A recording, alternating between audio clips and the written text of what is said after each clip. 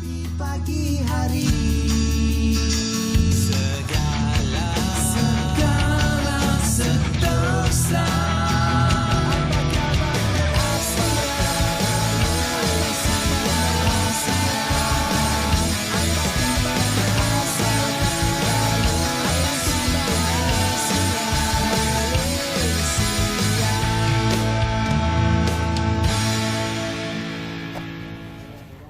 Hai, Assalamualaikum. Apa khabar semua? Apa khabar Malaysia?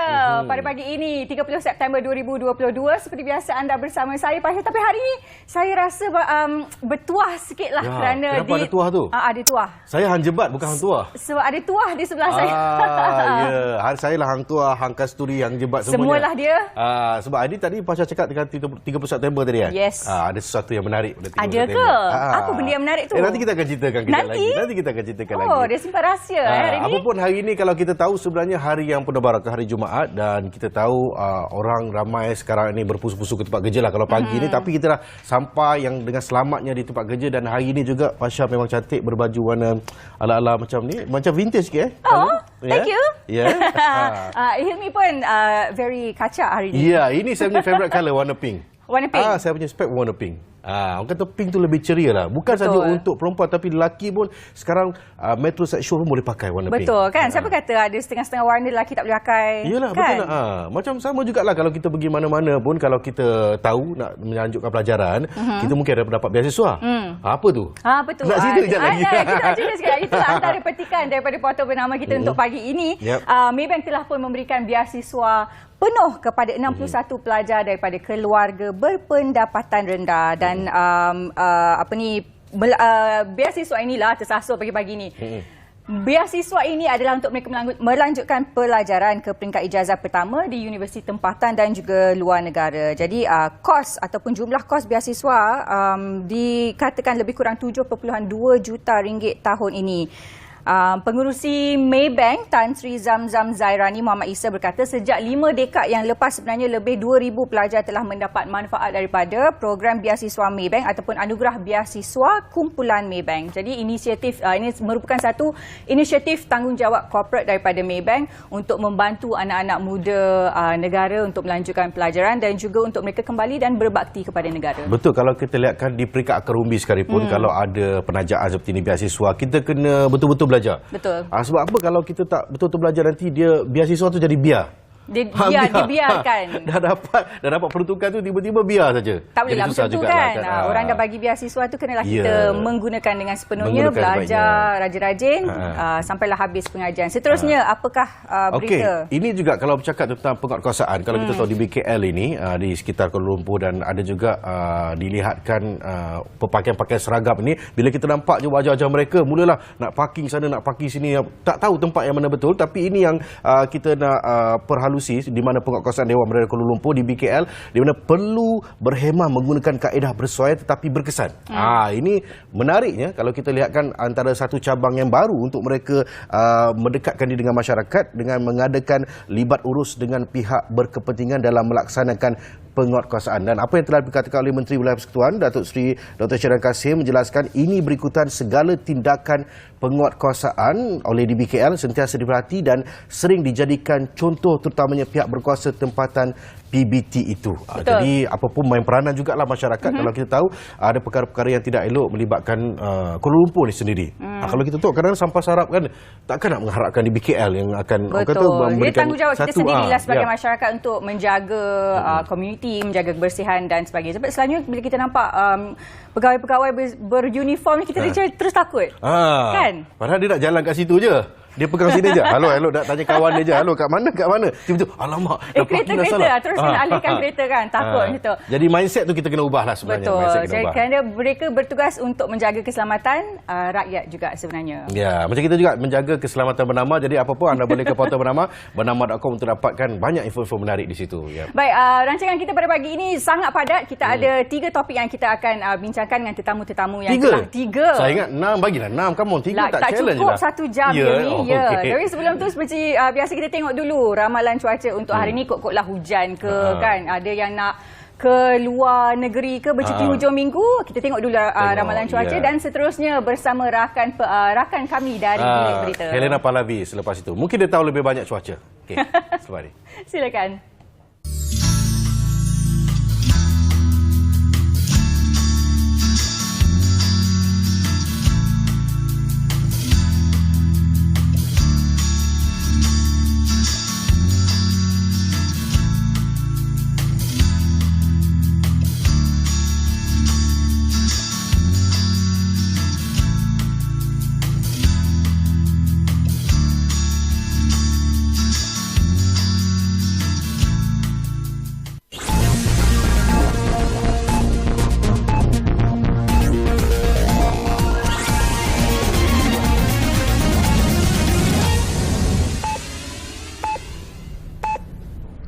Selamat pagi dari Bilik Berita bersama saya, Helena Pahlavi. Seorang ejen jualan produk kosmetik, Ros Nazirah Muhammad Naim, yang diculik oleh sekumpulan lelaki di rumahnya di Tumpat, Kelantan pada 13 September lepas, berjaya diselamatkan dan dibawa pulang ke tanah air hari ini. Penemuan itu dimaklumkan oleh Ketua Polis Negara, Tan Sri Akril Sani Abdullah Sani melalui satu kenyataan tengah malam tadi.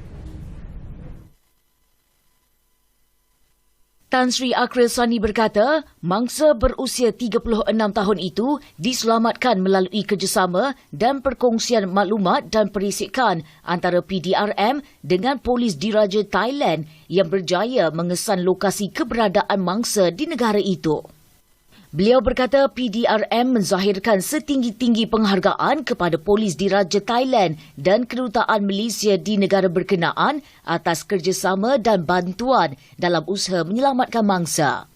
Menurutnya, 7 lelaki tempatan ditahan di sekitar Kelantan, Selangor dan Kuala Lumpur bagi membantu siasatan kes berkenaan dan mereka disiasat mengikut Seksyen 3-1 Akta Culik 1961. Akril Sani berkata sebuah kenderaan yang dipercayai digunakan untuk menculik mangsa turut dirampas. Dalam kejadian 13 September lepas, mangsa diculik oleh beberapa lelaki dari rumahnya di Kampung Semat Jal, Tumpat pada jam 5.10 petang. Mangsa disyaki dilarikan ke negara jiran melalui pangkalan haram di Kuala Jambu, Tumpat, ekoran penemuan kereta yang digunakan suspek.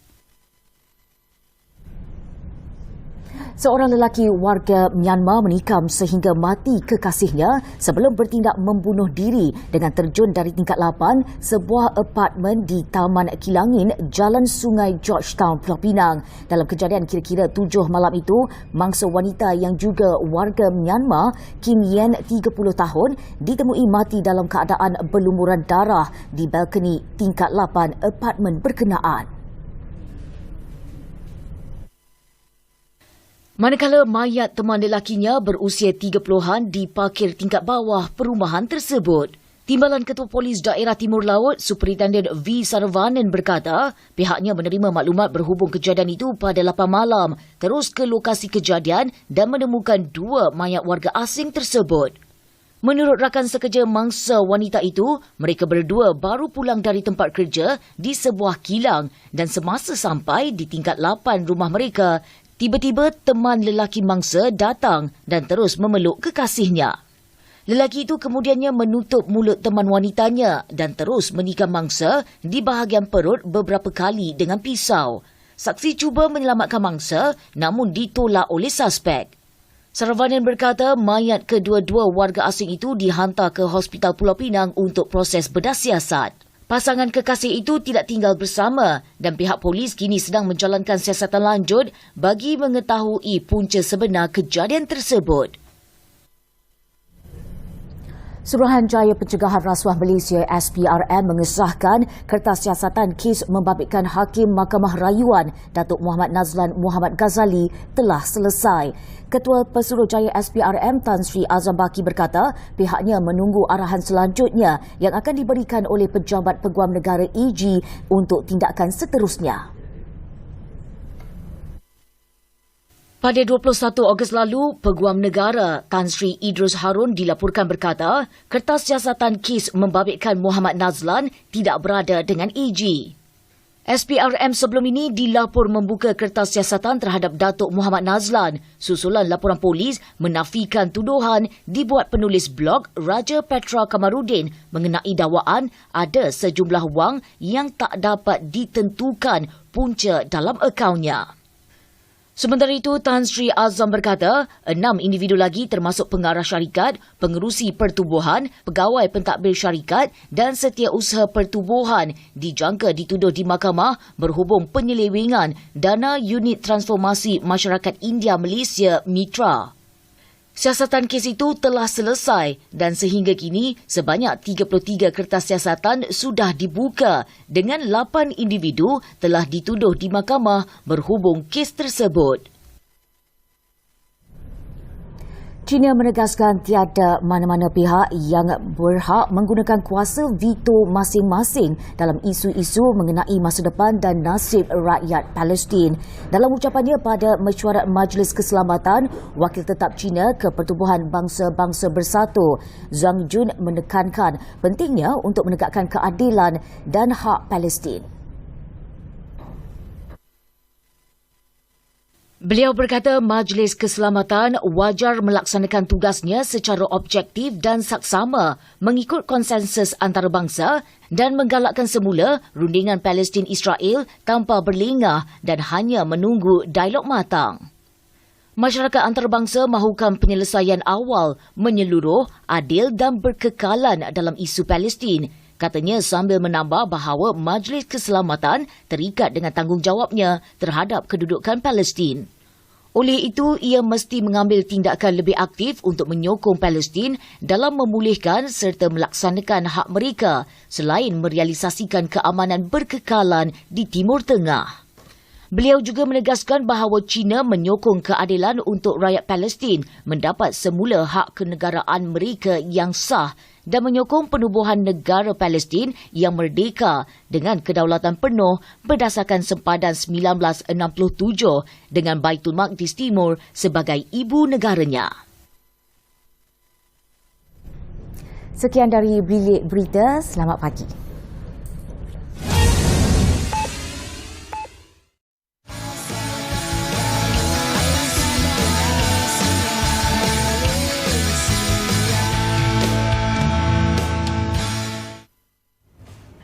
Baik, anda masih lagi bersama kami, saya Pasha Rahim dan juga teman saya di sebelah ini. Hilmi Ashley hari ini menghiasi anda hari Jumaat yang penuh ceria ini. Wah. Ceria sangat. Ya, sebab kita nak bersukan. Betul. Sukan apa tu? Ya, itu kita akan tanya kejap lagi lah. Baik, kita memang dulu masa kecil-kecil kita pernah tak masuk sukan neka ke apa-apa pertandingan sukan-sukan? Itu memang orang kata menjadi kegemaran setiap kanak-kanak. Menang tak? Menanglah. Pertandingan apa tu yang menang? Saya menang, tak habis lagi menanggung kekalahan kat belakang sekali. Dia seronok sangat kan. Dia tak tumpu pada permainan tu. Dia buat sukan dia sendirilah. Sukan sendirilah. Macam saya lebih suka yang macam bola dalam sudu tu. Yang bawa tu, lepas tu jatuh. Pernah tak? Pernah. Pasal suka macam mana? Kalau saya suka yang lompat dalam gegelung. Gegelung?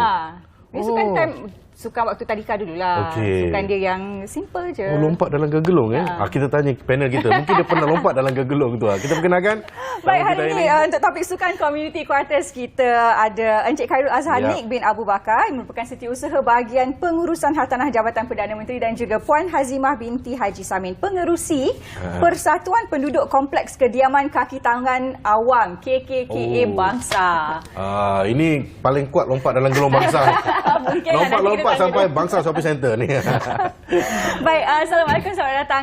Terima kasih kerana sudi bersama kami. Kita nak bercakap pasal sukan community. Jadi kita nak tanya kepada Encik Nick dulu lah. Difahamkan dengan bahagian BPH telah mengadakan pertandingan sukan community quarters. Boleh ceritakan sikit apa sebenarnya sukan community quarters ni? Okey, terima kasih. Bismillahirrahmanirrahim. Assalamualaikum warahmatullahi taala wabarakatuh. Selamat pagi. Pertama sekali kami daripada bahagian pengurusan Jabatan Perdana Menteri ingin merakamkan penghargaan kepada Bernama TV kerana sudi menerima kami pada pagi inilah untuk mempromosi sukan community quarters yang telah berlangsung dari bulan Ogos yang lepas dan kemuncaknya pada besok pagilah yang mana akan disempurnakan oleh Warga Tan Sri KSN kita jam 8 pagi besok dan banyaklah program-program yang telah dibuat selama 2 bulan Puan Azimah. 2 bulan kita berlangsung sukan kita di sekitar Kuala Lumpur, Putrajaya dan juga di Nilai Negeri Sembilan. Jadi sukan ini memang melibatkan semua kuartus ataupun ada spesifik kuartus saja? Di bawah jagaan BPH kita berada di Kuala Lumpur, di Putrajaya, Nilai, Johor, Labuan dan juga di Nilai lah. Tapi yang terlibat yang tidak terlibat aja cuma di Labuan dan juga di Johor disebabkan kegangan jarak lah. Tapi insyaAllah kita akan merancang di masa hadapan untuk bersama-sama dengan anggota penghuni di dua-dua lokasi ini untuk bersama-sama di masa hadapan insyaAllah. Tapi menarik sebenarnya bila cakap tentang sukan community quarters. Sebab kita pun pernah terlibat sama, apatah lagi zaman sekarang kan, anak-anak sekarang mungkin perlu didedahkan perkara sebegini bersama dengan masyarakat. Adakah ini idea asalnya bila sebenarnya tercetusnya idea ataupun ada kesinambungan mungkin? Puan Azimah nak tambah sikit macam mana? Yang itu saya rasa. Okey, silakan sini. Okey, sebenarnya idea ni datang daripada penghuni kuarter kita juga. Sebabkan selama 2 tahun kita berada dalam pandemik COVID-19 ni, yang mana bermula daripada Mac 2020 sampai baru lift awal tahun yang lepas. Dan penghuni kuarter kita ni lebih kurang 27,000 unit kita ada. Dan saya yakin tak semua kenal lah. Itu antara hasrat utama kita untuk berkenalan, interaksi antara satu sama lain. Dan lokasi-lokasi macam di Kuala Lumpur ni kita ada di Yutan, ada di Bangsa, di Angseng dan sebagainya. Jadi tujuan kita untuk merapatkan hubungan silaturahim dan selaras dengan aspirasi keluarga Malaysia yang diilhamkan oleh Yang Amat Berhormat Perdana Menteri kita lah. Kita tanya Puan Azimah. Jadi memang objektif utama ni untuk kita nak merapatkan ukhuwah dan silaturahim antara penghuni-penghuni kuartus. Jadi macam mana sambutan daripada penghuni itu sendiri? Okey, kalau pada pandangan saya lah, sambutan ini memanglah adalah satu perkara yang sangat proaktif dan yang sebenarnya kami ni sebagai penjawat awam, kebanyakan daripada kompleks ini semuanya adalah penjawat awam dan kami memang memberi komitmen yang baik sebabnya kami juga adalah sebahagian daripada usaha untuk merealisasikan keluarga Malaysia lah, dan apa yang dicadangkan dan apa yang dianjurkan oleh bahagian pengurusan hartanah ini jadi telah membuka ruang kepada kami untuk bertemu, berkenalan dan juga secara tak langsung kami dapat menunjukkan bahawa kami juga ada bakat dalam sukan-sukan yang tentu, bakat-bakat yang terpendam lah. Jadi kalau kita nak ikutkan sambutan itu kalau di kompleks saya sendiri, saya ni adalah kompleks yang paling baru sekali yang paling bongsu lah, maknanya baru setahun kami duduk dan saya ni pun ibaratkan macam ketua kampung jugalah. Saya daripada tadi saya kata saya ni ketua kampung untuk kompleks kediaman, tapi yang indahnya bila dianjurkan ataupun dicadangkan, jadi maknanya kami dapat bersama-sama. Walaupun dengan kekangan masa, dengan kekangan yang berbagai, dan kami dapat berkumpul dan difahamkan juga di sekitar kami tu kalau kami nak mengadakan latihan futsal, bola jaring, semuanya fully book. Oh wow. Ya. Dan memang penghuni-penghuni ini memang menunjukkan komitmen yang tinggi lah dalam penyertaan sukan komuniti ini. Tapi sebab memandangkan ada juga di sebahagian daripada kompleks ini sudah ada kelab diorang sendiri, dan sudah ada kelab, jadi maknanya kami ni ataupun daripada kompleks yang lain ni memang sudah bersedia untuk setiap pertandingan dan insyaAllah kami akan bagi komitmen yang lebih baik lah untuk bersukan dengan lebih aktif lagi. Tapi menarik bila cakap tentang permulaan dah bermula daripada bulan Ogos sampai acara kemuncak esok. Jadi adakah itu kemuncaknya akan ada penerimaan bagi hadiah ataupun ada kalah mati ke macam mana ke macam mana masa sampai kemuncak itu saya boleh jawablah. Memang besok ada acara kemuncak kita lah, yang mana acara terakhir dia kalau sukan Sukma tadi, bola sepak adalah sukan terakhir. Maknanya ibu segala pingat adalah bola sepak. Dan bagi sukan komuniti ni ibu dia adalah futsal lah, yang mana kita akan langsung besok lah, satu hari di Putrajaya besok. Dan di antara kerjasama kita akan bagi Tan Sri KSN lah akan menyampaikan pingat-pingat dan juga hadiah-hadiah kepada para pemenang pada sukan yang telah dilangsungkan selama 2 bulan ni lah. Jadi selama 2 bulan ni jenis-jenis sukan yang dipertandingkan dalam sukan komuniti. Itu yang penting kita dah tahu futsal. Tadi kita tengok ada kaca TV tadi ada sukan tenis juga. Jadi selain daripada itu, kita ada juga bola jaring, kita ada bola tampar, chess congkak pun ada, dan dart pun ada, ya, pingpong. Jadi memang satu di antara aktiviti yang banyak melibatkan komuniti lah. Saya dalam gambar ni kan. Ini antara yang hari itu juga Itu yang berlangsung ni. Ini dia suka catur lah, ini congkak. itu main congkak bergambar tu. Ini sukan yang paling famous dah ni, catur lah. Oh, fikir sangat tu. Fikir tu. Nampak serius betul main congkak tu. Jadi untuk permainan ni memang penjawab awam sahaja ataupun ada penglibatan dengan anak-anak, family sekali macam dia, mana? betul, kita berjawab bersama dengan keluarga lah, sebab ahli keluarga, sebab tak semuanya punya masa yang sama lah. Jadi kita buka kepada penjawab awal bersama dengan keluarga, anak ke, tapi orang lain tak boleh lah. Penjawab awam sajalah. Yang pentingnya Pasha, setiap minggu kami bergerak daripada satu kompleks ke kompleks yang lain. Jadi maknanya kalau kami daripada bangsa, so kami akan ke KLIA untuk pertandingan yang diadakan khas di situ. Mengikut kemudahan yang ada pada kompleks-kompleks berkenaan lah. Dan secara tak langsung ini memang dapat membuka peluang lah kepada kami. Macam saya sendiri berkenalan dengan pengurusi-pengurusi yang lain dan juga penghuni-penghuni yang lain. So bagus idea bahagian pengurusan hartanah ni. Sukan komuniti memang pertama kali ke diadakan untuk tahun ni ke ataupun telah diadakan sebelum ni? Untuk sebenarnya idea ni pada pihak penghuni kuartus juga. Disebabkan COVID ini kali pertama kita anjur lah. Walaupun untuk tahun ni ini acara ketiga sebenarnya. Sebenarnya kita adakan majlis jamuan raya, kita buat di kuartus kita di Johor Bahru, dan juga gotong royong di kuartus kita di Labuan bersama dengan Perbadanan Labuan. Ini antara yang di Lembah Kelang, ini adalah yang pertama lah. Baik, saya sebenarnya ada soalan untuk Puan Hazimah sendiri. Sering kita dengar bila kita bercakap tentang kuartus kerajaan ni kan, kita dengar keluhan-keluhan daripada penjawat awam yang katanya susah betul. Ketua kampung jawab ni. Yang katanya susah betul nak dapat penempatan. Jadi pandangan ataupun pengalaman daripada Puan sendiri kalau nak bagi komen sedikit. Baik, kalau berdasarkan daripada pengalaman saya, sebenarnya isu menunggu ni memang adalah satu isu yang sensitif sebenarnya. Ya, dan kalau berdasarkan pengalaman saya lah, saya mohon daripada tahun 2004 sampai 2021, bermakna 18 tahun saya penuh kesabaran menunggu peluang ataupun untuk mendapatkan kemudahan yang disediakan. Dan dalam pada masa yang sama, walaupun dalam 18 tahun tu kami menunggu dan tidak buat apa-apa tindakan pun, dan anggap macam satu panggilan keramat lah. Yang secara tak langsung menyelesaikan masalah kami sebenarnya. Dan saya pun rasanya saya pun faham, sebabnya BPH dia menguruskan lebih daripada 27,000 unit. Dengan penjawat awam sendiri pun melebihi melebihi hampir 2 juta.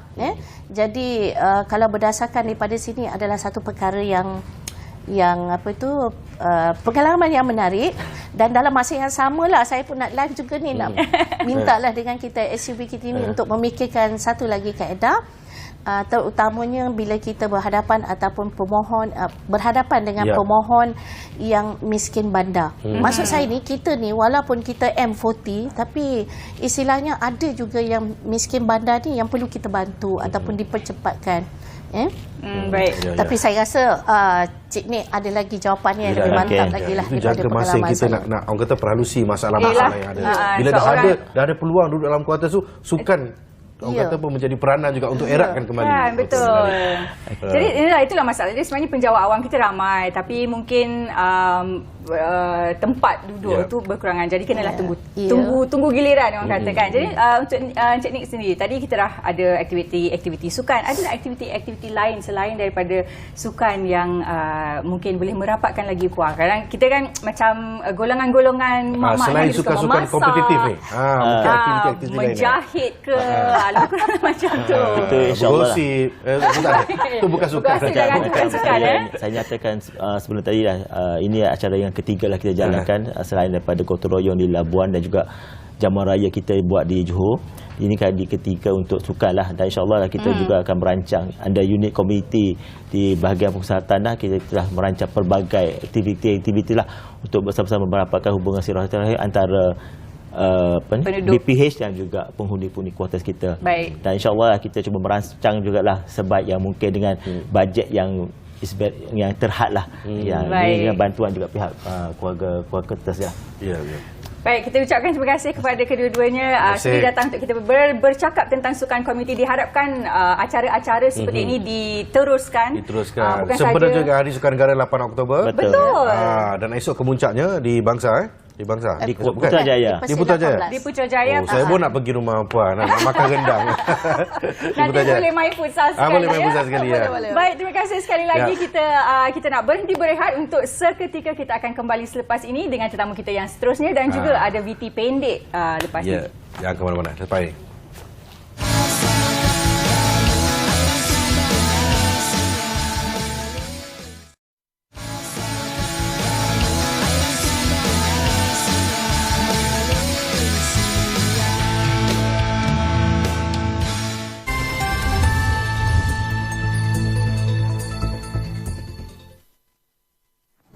Kira-kira 50% daripada 1.62 juta penjawat awam di Malaysia masih belum mampu memiliki rumah sendiri.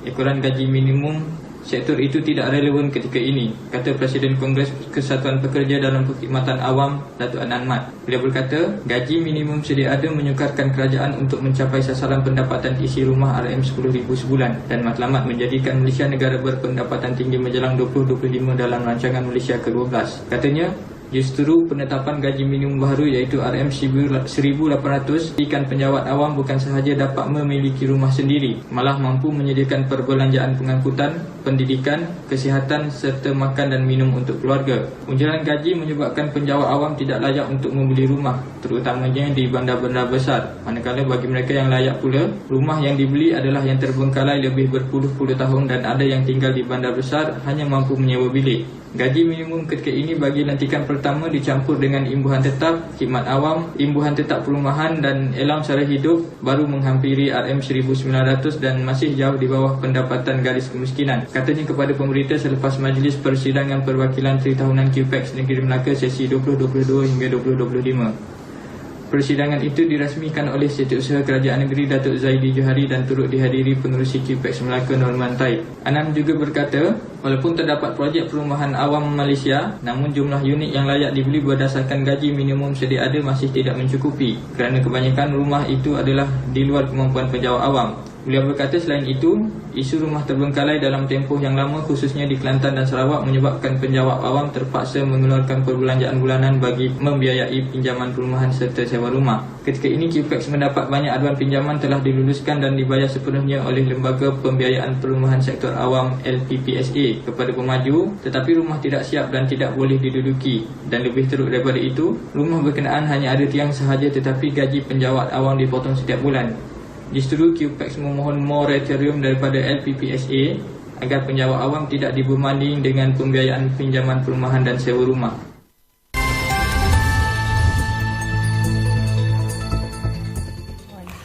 Baik, terima kasih kerana masih lagi setia bersama kami di Apa Khabar Malaysia. Ya, tengah-tengah melihat tadi kan.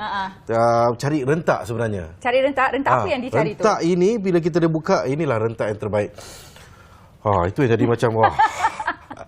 Okey, Pacar. Hari ini kita bersama dengan dua tetamu kita sangat istimewa dan sebenarnya satu didatangkan khas daripada Indonesia. Jauh tu. Kita tetamu kita bukan main. Bukan jalan-jalan dari Indonesia. Kita perkenalkan ini dia Bocil Bancin, seorang pelawak Indonesia ke Malaysia. Apa khabar Bocil? Alhamdulillah. Wah, Alhamdulillah. Gitu. Nasib baik kakinya. Sihat. Saya sihat, ya. Okey, Encik sihat. Saya sihat. Pak Syah, ya. Bersama dengan Novi Asmi, usahawan minyak bunga cengkeh juga, rakan kongsi pada Bocil. Okey Bocil, hari ini sebenarnya spesial. Okey, spesial kerana didatangi. Sebab tu saya cakap Pak Syah, hari ini 30 September ni adalah ulang tahun kelahiran saya. Oh ya. Yeah. Jadi saya selamat hari jadi. saya Berapa bawa umur ya? rahsia. Dah kepala 5 kan? Kamu kepala 5. Kepala Bukan. 5. Bukan kepala satu. Kepala satu. Jadi saya bawakan ni rakan baik saya Bocil, pelawak dari Indonesia. Okey Bocil, perkembangan terkini Bocil Bancin selepas orang kata pandemik banyak di Indonesia, di Aceh dan kali ini orang kata buat comeback di Malaysia. Mungkin bercerita perkembangan. Sebetulnya yang berkembang tu bukan saya tapi kawan. Lain ya. Lain lah. Okey, alhamdulillah sekarang setelah pandemik saya kembali lagi ke Malaysia. Lepas tu alhamdulillah adalah macam event panggilan host, syuting, buat movie juga ada beberapa di Malaysia nih. Tapi di lain tuh kita juga startup nak buat bisnis bersama. Ini rekan kerja saya. Ini adalah produk pertama kita buat. Namanya Si Putri. Dia ini minyak bunga cengkeh. So ini ada yang inhaler, ada juga ada beberapa jenis lah gitu. Cuman ya itu tadi saya ini buat macam kita buat ini saja side job gitu. Side job. Okey. Ada Sambilan lah, bisnes sambilan. Tentunya kerja utama saya itu ya itu tadi buat syuting, hosting gitu kan. Yang last tuh saya hosting dengan inilah. Oh pernah pernah ya. Kita sering berlawak bersama dengan Bocil. Okey, macam Bocil sini kenapa Bocil? Itu teman ya? Supir. Macam Bocil sendiri pun adakah dalam tempoh 2 tahun tu orang kata membuat R&D, research? Tahu bahasa Inggeris kan? Research and Development. Research and Development. Penyelidikan. Masa belajar English tu saya keluar. Saya tak faham. Okey. Okey, tak apa. Kita tanya Novi dulu. Macam mana datangnya ilham untuk kita buat minyak bunga cengkeh ini? Okey, saya terinspirasi masa cengkeh ni dia untuk antiseptik dan dia melawan virus. So masa PKP tu puncanya saya yang terkena positif COVID. Lepas tu saya rawat diri saya dengan cengkeh. Saya ciptakan minyak cengkeh tu, saya jadikan dia pati minyak cengkeh. Dan saya 3 hari je positif. Lepas tu bila saya mandi, saya sapu hidu, masa dia bau semua hilang, hanya aroma cengkeh je yang boleh saya hidu masa tu. Itulah, saya pun ada dengar sebenarnya Hilmi, ramai orang yang sewaktu pandemik COVID tu kan, yang positif dengan COVID, katanya salah satu petua yang digunakan adalah dengan menghidu air cengkeh. Ya, betul. Tapi susah sikit lah cara dia sebab dia kena rebus air, rebus bersama cengkeh, lepas tu nak kena wap tu, nak kena leceh. Jadi inilah diilhamkan daripada petua itulah. Jadi terjadilah minyak bunga cengkeh ini. Waktu pandemik Bocil di Aceh macam mana? Saya alhamdulillah di Aceh saya okey, tidak ada terkena positif dari COVID. Adanya positif saya punya pikiran lah. Itu yang terbaik. So dalam masa PKP itu 2,5 tahun saya ada di Indonesia memang. Time nak PKP itu saya kena putuskan. Saya nak balik ke tetap di Malaysia. Kalau saya tetap di Malaysia, saya cari uang tapi jauh dari keluarga.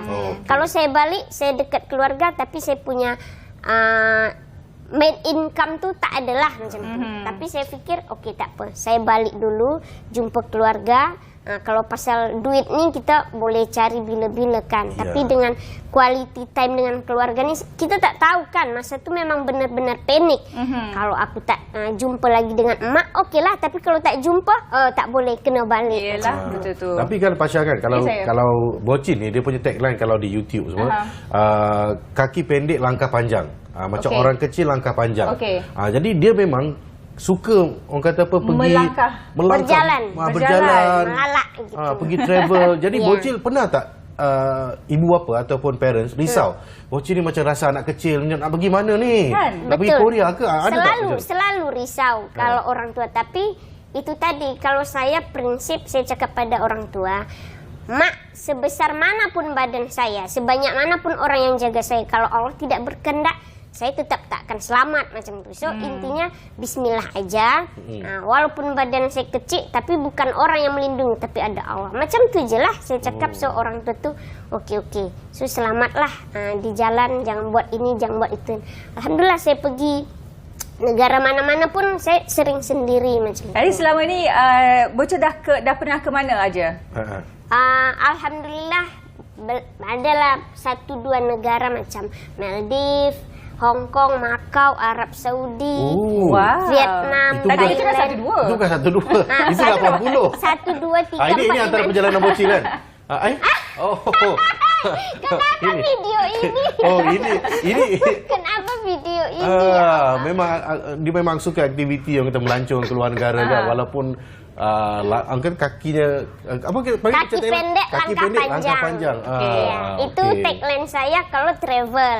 Tapi kalau bocil bancin budinya kecil banyak cintanya. Banyak cintanya.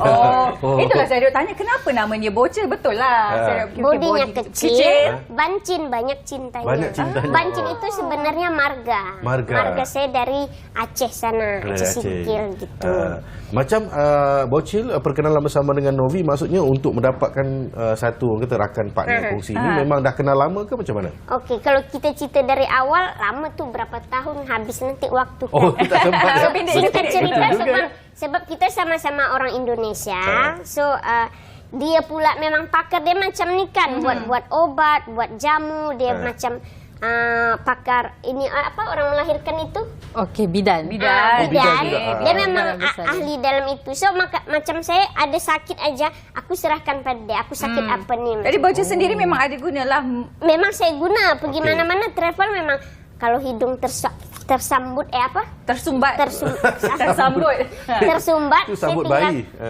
Hidung memang aroma cengkeh dia itu memang sedap. Dan saya juga jujur ya secakap, saya ni tipikal pengguna herba. Saya tak suka kalau sikit-sikit sakit pergi ubat hospital ke ini. Bukan tak percaya, tapi saya lagi nyaman dengan herbs. Sebab kalau yang herbs ni badan saya boleh terima macam lebih alami kan. Jadi nak dapatkan dia macam mana bocil? Nak dapatkan di IG? Okey, kita setakat ni kita memang baru nak ini. Kita ada boleh ke IG saya atau nombor phone berapa Beb?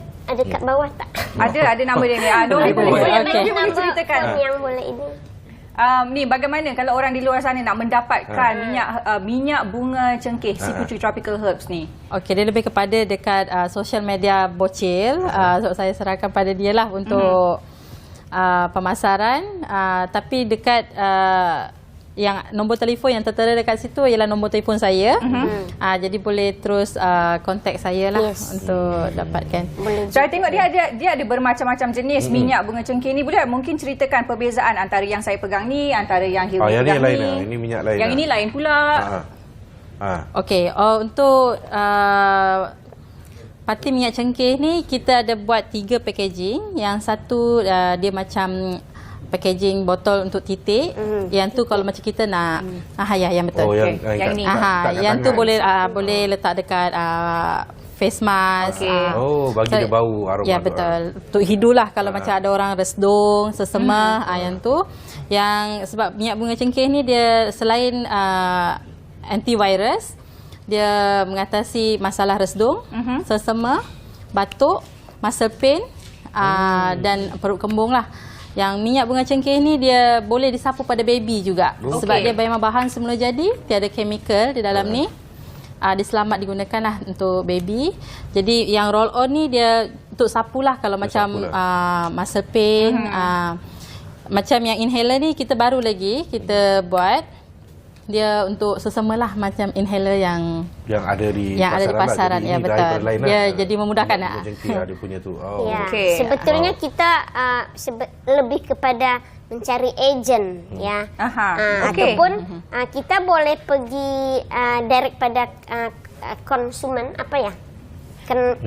pembeli. Tapi kalau kita ada event, misalnya ada bazar di Singapura, di Brunei, akan bocil bawa lah kalau ada social Sarawak. So itu saya akan bawa sendiri dan direct kepada pembeli. Tapi selebih itu kita lebih pada agent. Baik, jadi kepada anda di luar sana yang ingin mendapatkan si Puteri Tropical Herbs minyak bunga cengkeh ni, boleh terus ke IG Bocil Bancin dapatkan. Yelah, mana tahu kita lenguh-lenguh ke sengah-sengah ke kan. Nak bersukan kan, suka komuniti ke, boleh pakai ni. Okey, kita ucapkan terima kasih kepada Bocil Bancin dan Novi Azmi kerana bersama kita hari ini. Terima kasih Bocila. Terima kasih. Daripada Indonesia datang sini untuk Apa Khabar Malaysia. Terima kasih banyak-banyak. Jauh perjalanan. Betul ya, kakinya kecil, langkahnya panjang. Okey, kita nak rehat seketika tapi kita ada VT untuk saksikan dulu. Jom kita saksikan.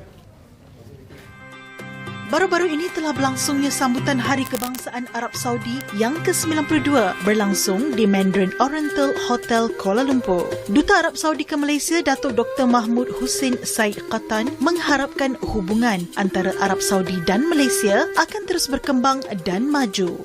Berdasarkan hubungan tersebut menyaksikan peningkatan sebanyak 104% dalam jumlah pertukaran perdagangan antara kedua-dua buah negara pada separuh pertama 2022 berbanding tempoh sama tahun lalu. Dengan adanya pembukaan pejabat Malaysia di Jeddah, ia membantu bagi mempromosikan komoditi Malaysia seperti kelapa sawit, getah dan kayu, dan terbukti ia menunjukkan hasil yang positif dengan mencatatkan keuntungan jumlah dagangan sebanyak 3.6 bilion US dollar.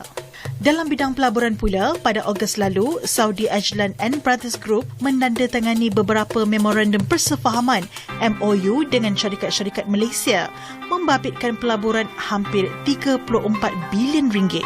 Tahun ini, Kerajaan Arab Saudi turut menawarkan 300 beasiswa untuk pelajar Malaysia melanjutkan pengajian ke universiti di Arab Saudi, merangkumi tiket perjalanan, insurans perubatan, perumahan dan allowance. Sambutan yang telah menjadi acara tahunan sebelum ini ditangguhkan selama 2 tahun berturut-turut akibat pandemik COVID-19.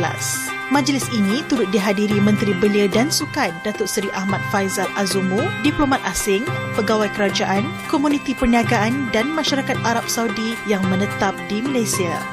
Sementara itu, dalam bidang pelancongan, lebih 120,000 pelancong Arab Saudi melawat Malaysia pada tahun 2019 dan selepas sekatan wabak COVID-19 dilonggarkan pada Mei tahun ini, beribu-ribu warga Arab Saudi melawat Malaysia. Manakala kira-kira 300,000 rakyat Malaysia berkunjung ke negara itu. Arab Saudi berusaha untuk meningkatkan penyertaannya dalam acara kebudayaan serta sukan di peringkat serantau dan antarabangsa. Memandangkan Riyadh bakal menganjurkan Sukan Asia pada tahun 2034 di samping mengintai peluang menganjurkan Piala Dunia pada tahun 2030.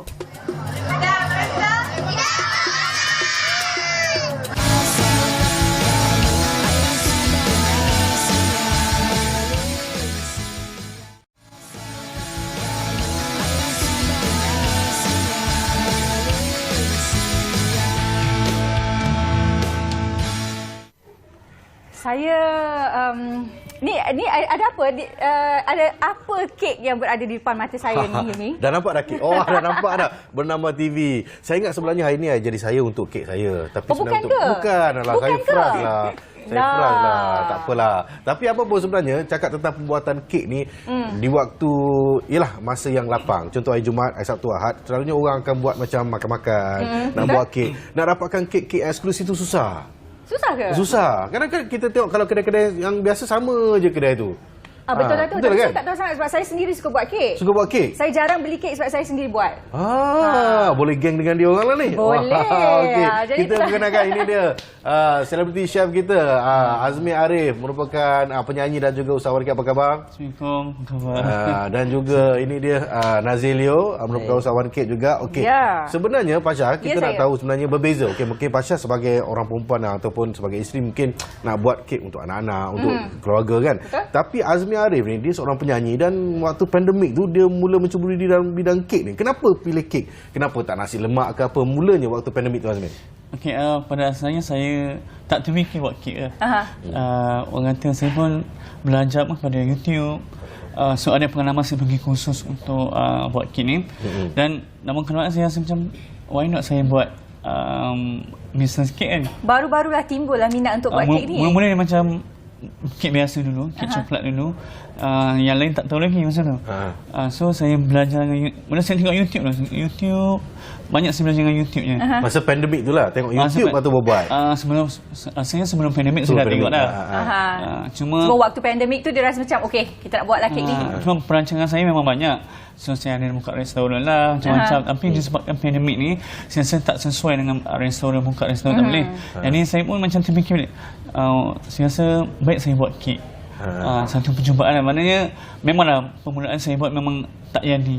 Ada yang tak jadi, ada yang rosak, ada yang pecah, ada yang dah kembung sikit kan. Jadi saya pun lama-kelamaan saya rasa macam bila saya bagi kawan saya rasa, dia kata sedap Sedap. Oh, ni antara yang koleksi-koleksi Azmi ada. betul. Ni karate. Wow. Maksudnya dah ada permintaan sampai nak buat macam ni. Deco kek ni kira hebat lah sebenarnya. Betul, kek saya ni bukan senang kan nampak. Ambil inilah masa tu satu dan ini tangan memerlukan tangan yang halus. Ini fondant cake. Itu dia. Ni adalah strawberry kek buah juga. Wow. Kita tengok dah lah dekat depan ni. Tapi kita nak makan tak boleh. Okay, ni adalah creamy cheese mango. Creamy cheese mango, Tapi okey. dia tak tahan lama kat luar lah. Okey. Mungkin dia tahan Maknanya kita dalam- kena makan cepat-cepat lepas ni. dia tahan dalam 2 jam, sejam setengah itu. Baik. So yang hot seller ialah kek mango dan kek buah. Okey. Jadi Encik Nazir sendiri, penglibatan Nazir dalam macam mana boleh jadi partner ke atau terlibat dalam pembuatan kek ni? Sebenarnya saya pengurus kepada Azmi dalam bidang nyanyian. Tapi bila pandemik ni, kita orang kata takkan nak duduk saja tanpa buat apa-apa kan. Kalau kita gunakan simpanan je, lama-lama pun habis juga kan. Jadi terfikir apa nak buat, apa kata kita cuba buat kek, sebab dia kata dia boleh buat, dan kita cubalah. Azmi kata dia boleh buat. Apa kata kita cuba, dan bagi pada kawan-kawan pun, kawan-kawan kata okey. Daripada situlah bermula. Order tu daripada hantar hari ni, besok dah ada order untuk apa tu, memang sambutan kawan dia punya apa tu birthday.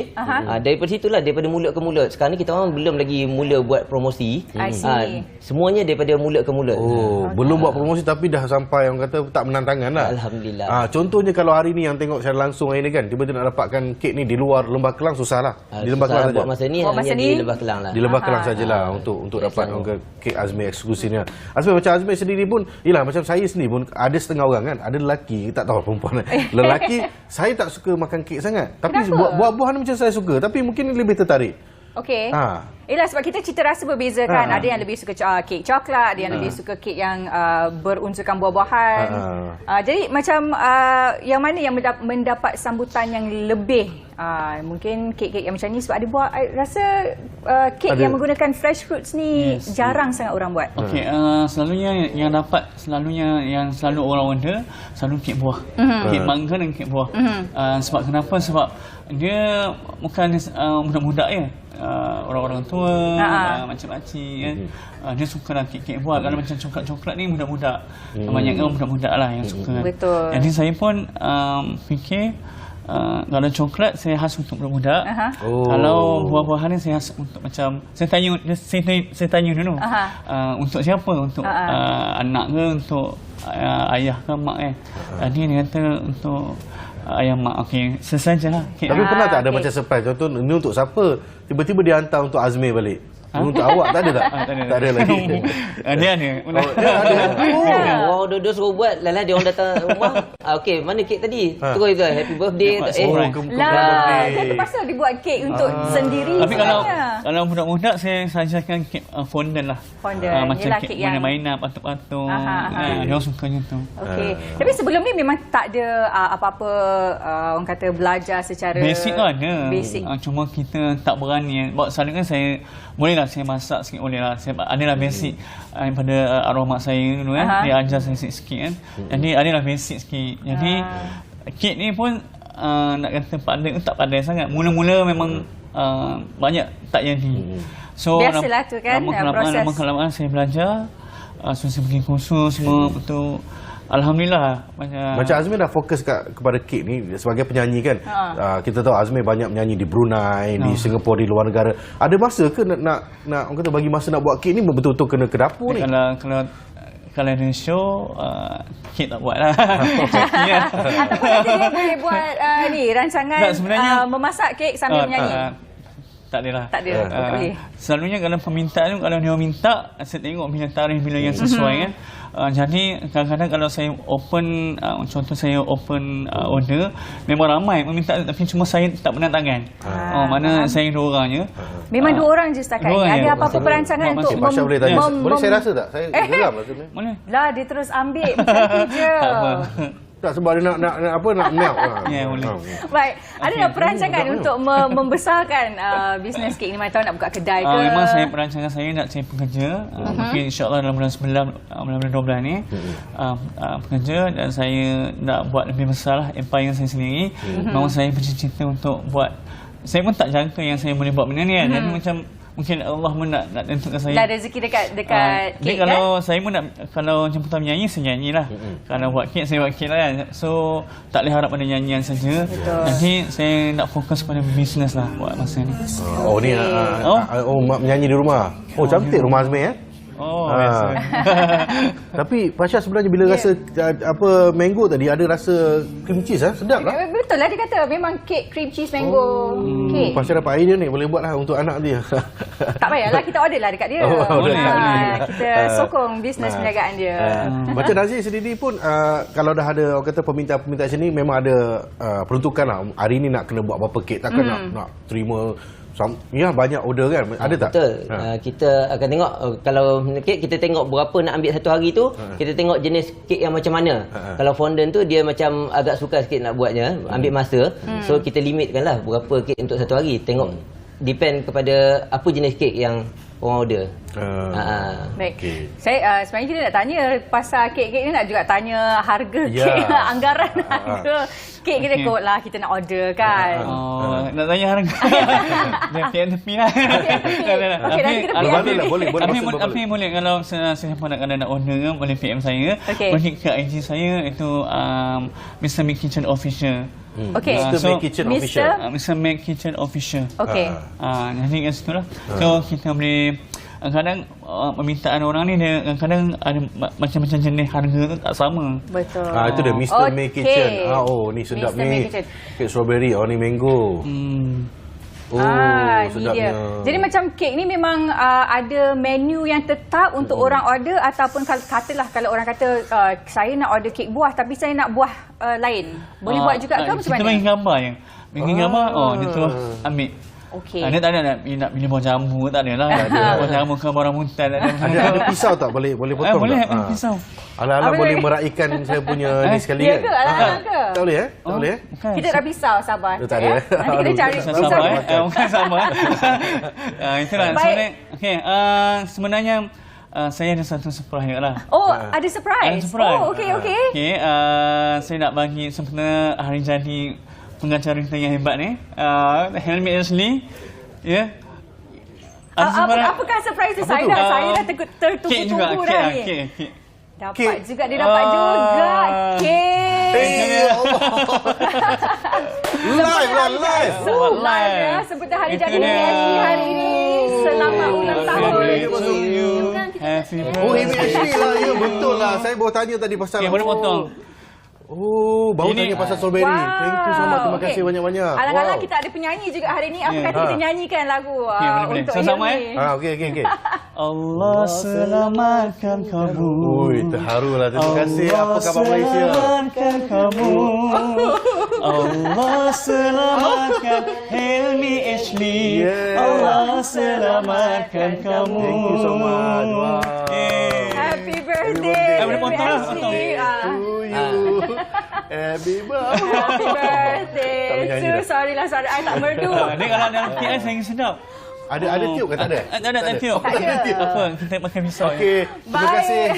Kita tak sangka-sangka hari ni kita ada kek special sempena hari jadi Helmi Ashley. Baik, kita telah pun sampai ke hujung rancangan. Lepas ni kita nak potong kek, kita nak makan. Terima kasih sekali lagi kepada Azmi dan juga Nazir untuk kek dan juga hadiah kejutan. Saya speechless lah. Saya tak tahu nak cakap apa ni. Selagi dia cakap banyak, hari ini dia terus jam terdiam. Terima kasih Azmi Arif dan juga Nazir Leo. Apa pun anda boleh follow Mr. Make Kitchen untuk dapatkan kek eksklusif. Hari ini saya dah dapat strawberry, saya nak rasa sekejap lagi. Dan ini topik kita sangat menarik tentang sebuah komuniti, dan kita ada tadi bocil daripada Indonesia. Kita boleh ajak bocil sekali makan. Boleh. Kita jumpa lagi nanti insya-Allah. Baik, jaga diri, jaga kesihatan semua. Saya Pasha Rahim. Saya Helmi Ashley, jumpa lagi. Selamat hari jadi untuk saya. Selamat hari jadi. Bye.